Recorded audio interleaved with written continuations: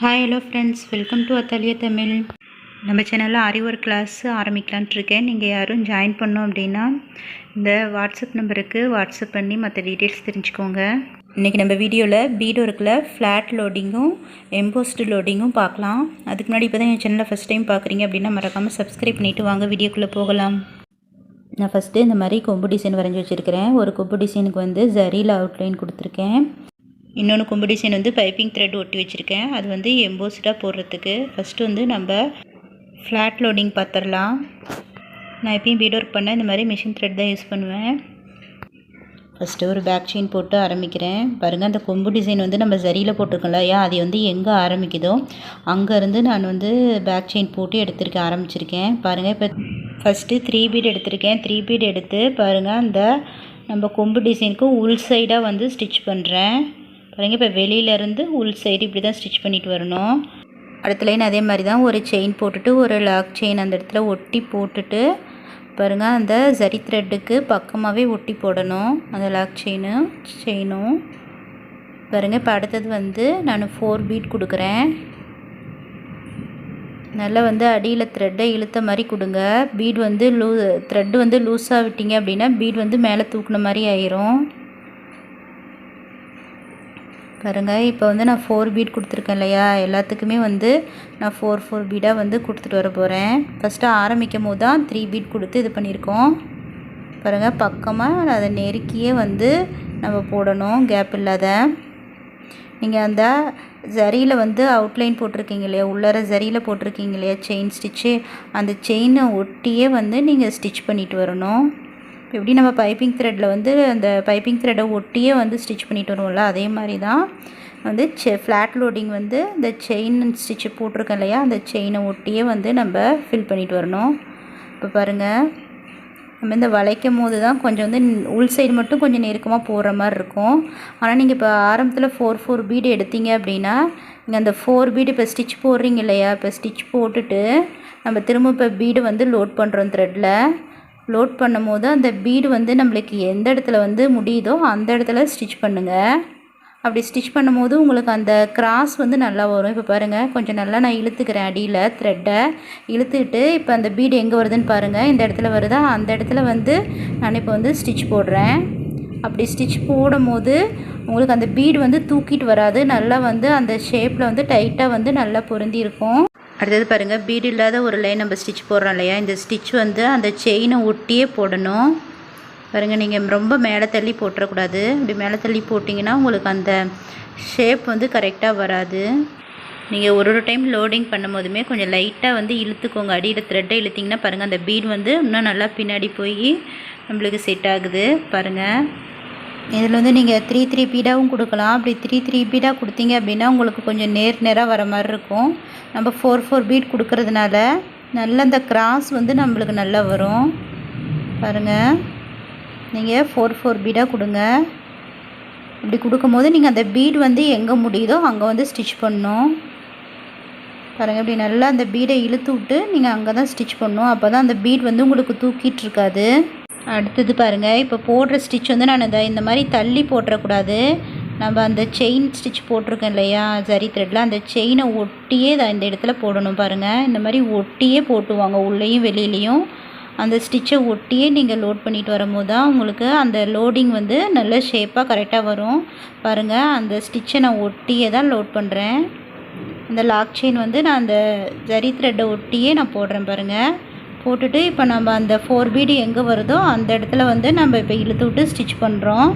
Stitch பண்ணும்போது பாருங்கள், நம்மளுக்கு அந்த கிராஸ் வந்து நல்லா வரும் உங்களுக்கு. பாருங்கள், நம்ம அந்த வளைவு பகுதியில் ஃபுல்லாக வந்து போட்டு முடித்தாச்சு. இப்போ வந்து கொஞ்சம் நேராக இருக்க லைன் தான் நம்மளுக்கு இருக்குது, அதில் வந்து நம்ம ஈஸியாக லோட் பண்ணிடலாம். இதே நீங்கள் ஸ்ட்ரெயிட் லைனுக்கு அந்த நெக் லைனுக்கு இந்த மாதிரிலாம் நீங்கள் ஸ்டிச் பண்ணும்போது, இந்த மாதிரி பீட் லோடிங் பண்ணும்போது ஒரு லைன் சரியில் வந்து அடியில் ஒரு லைன் போட்டுட்டு அதுக்கப்புறம் வந்து இந்த மாதிரி லோட் பண்ணுங்கள். அப்புறம் நீங்கள் கொம்பு டிசைன் போடும் போது அந்த கொம்பு டிசைன் வந்து ரொம்ப சுருண்டுட்டு இருக்கக்கூடாது. இந்த மாதிரி ஷேப்பில் வந்து இருக்கணும். ரொம்பவும் வந்து அந்த வளைவு கொடுத்தீங்க அப்படின்னா உங்களுக்கு வந்து அந்த வளைக்க முடியாது, நல்லா அந்த ஷேப்பும் உங்களுக்கு கரெக்டாக வராது பீட் லோடிங் பண்ணும்போது. நான் ஏற்கனவே த்ரெட்டில் வந்து இந்த மாதிரி லோடிங் பண்ணி காமிச்சிருப்பேன், ஃப்ளாட் லோடிங்கு. அது கீழே டிஸ்கிரிப்ஷனில் லிங்க் கொடுக்குறேன் பாருங்கள். அதுலேயும் வந்து நான் நிறைய டிப்ஸ் சொல்லியிருப்பேன். கொம்பு டிசைன் வந்து நம்ம எப்படி எப்படிலாம் போட்டால் உங்களுக்கு வந்து அந்த ஷேப் வந்து கரெக்டாக வரும் அப்படின்னு நான் வந்து சொல்லியிருப்பேன். நீங்கள் வந்து த்ரெட் லோடிங் வந்து உங்களுக்கு நல்லா போட தெரிஞ்சுது அப்படின்னா இந்த பீட் லோடிங்கும் வந்து உங்களுக்கு ஈஸியாக வரும். நம்ம இந்த பீட் லோடிங் வந்து நல்லா போட்டு ப்ராக்டிஸ் பண்ணிட்டோம் அப்படின்னா அடுத்தது வந்து ஜர்தோசிலையும் வந்து நம்மளுக்கு ஈஸியாக அந்த மாதிரி லோட் பண்ண வரும். நான் வரப்போகிற வீடியோவில் வந்து ஜர்தோசியில் எப்படி லோட் பண்ணுறது அப்படின்னு போடுறேன் பாருங்கள். இப்போ நம்ம கொம்பு டிசைன் வந்து முடிக்க போகிறோம். நம்ம வந்து எப்பயும் ஆரம்பிக்கும் போது கொம்பு டிசைன் த்ரெட்லேயோ இல்லை பீட்லேயோ வந்து ஆரம்பிக்கும் போது நீங்கள் வெளியிலேருந்து உள் சைடு இந்த மாதிரி வந்து அந்த டைரெக்ஷனில் வந்து நீங்கள் லோட் பண்ணிவிட்டு வாங்க. அப்படி லோட் பண்ணும்போது பாருங்கள் உங்களுக்கு கரெக்டாக முடிக்கும் போது உங்களுக்கு கரெக்டாக வந்து முடியும் பாருங்கள். நம்ம பக்கத்தில் போட்டிருக்கிற பைப்பிங் த்ரெட்டை ஒட்டி கேப் இல்லாத போட்டு முடிச்சாச்சு பாருங்கள். நம்ம 4 பீடாக கொடுத்ததுனால நம்மளுக்கு பாருங்கள் அந்த ஷேப் வந்து கரெக்டாக வந்திருக்கு. அந்த லோடிங் பண்ண அந்த ஸ்லாண்டிங்காக நம்ம லோடிங் பண்ணுறது நம்மளுக்கு வந்து நல்லா தெரியுது. இதே நீங்கள் 3 பீடாக கொடுத்தீங்க அப்படின்னா உங்களுக்கு வந்து கொஞ்சம் நேராக போகிற மாதிரி இருக்கும். அடுத்தது எம்போஸ்டு பீட் லோடிங் எப்படி பண்ணுறதுன்னு பார்க்கலாம். நான் வந்து பைப்பிங் த்ரெட்டு லைட்டாக தான் ஒட்டி வச்சுருக்கேன், நகராத இருக்கணும் அப்படின்றதுக்காக. மேலே வந்து ஜிக்ஸாக் செயின் ஸ்டிச் போட்டுக்கிறேன் பாருங்கள். பிகினர்ஸ்லாம் வந்து ஆரம்பத்திலே ஜிக்ஸாக் செயின் ஸ்டிச் வந்து போட்டு நல்லா ப்ராக்டிஸ் பண்ணிக்கோங்க.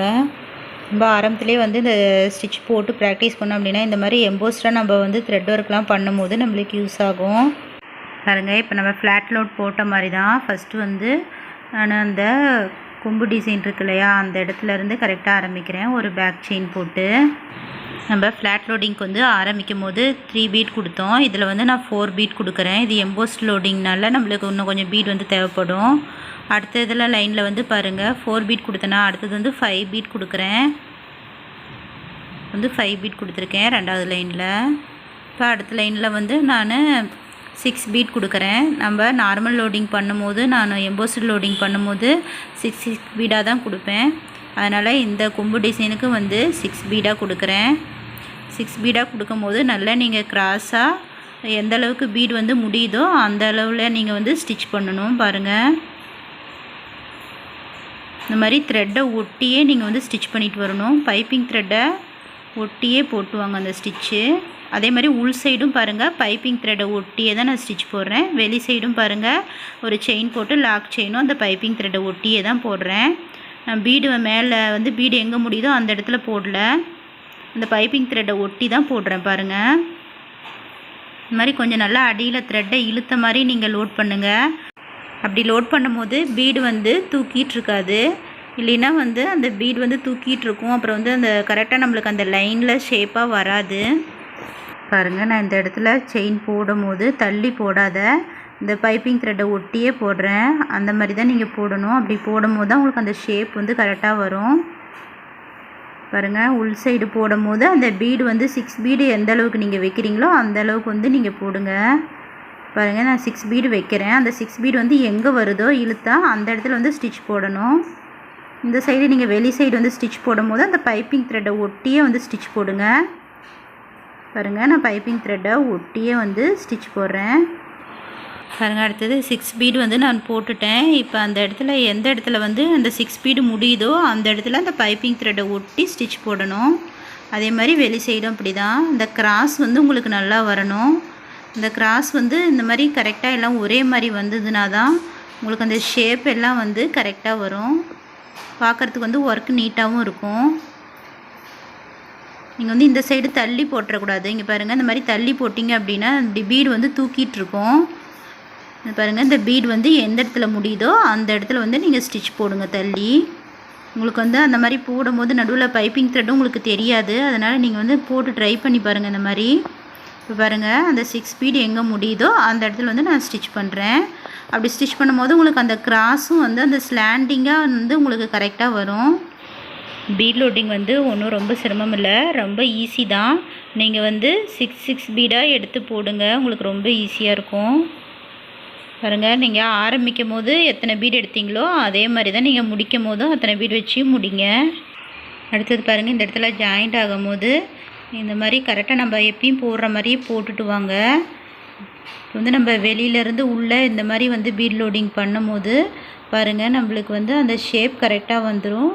மற்றது பக்கத்தில் ஏதாச்சும் லைன் இருந்தாலும் அது கேப் இல்லாத நம்மளுக்கு வந்து ஃபில் ஆகிரும். பாருங்கள் இந்த சைடும் நம்மளுக்கு கரெக்டாக அந்த லைனோடையே வந்து முடிஞ்சுது. அதே மாதிரி நம்ம இந்த சைடு எம்போஸ்டர் லோட் பண்ணும் போதும் நம்மளுக்கு கரெக்டாக வந்து முடிஞ்சிருச்சு. இந்த கொம்பு டிசைன் வந்து போடுறதுக்கு முக்கியமாக வந்து ஒரு 4 விஷயம் வந்து ஃபாலோ பண்ணிங்க அப்படின்னா உங்களுக்கு கொம்பு டிசைன் வந்து அழகாக வந்துடும் ஷேப்பாக. ஃபஸ்ட்டு என்ன அப்படின்னா பாருங்கள், ஃபஸ்ட்டு வந்து அந்த கொம்பு டிசைன் வந்து ரொம்ப சுருக்கி போடக்கூடாது அந்த கொம்பு வந்து.